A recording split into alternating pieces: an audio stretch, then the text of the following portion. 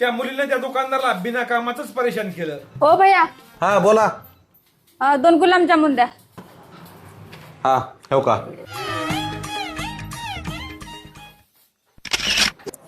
हे घ्या.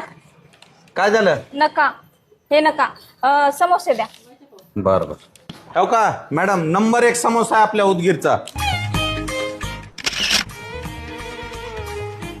मैं भी खाती मजे मजे, तुम भी खाओ मजे मजे. हो काय झालं? हे नका, मला आवडाय नाही. लाडू द्या. काय गिराय खाय बाबा, डोक्याला ताण. हो का, 1 नंबरचे लाडू, बेसन लाडू, 1च नंबर. अरे फोटो का काढायली पागल बाई?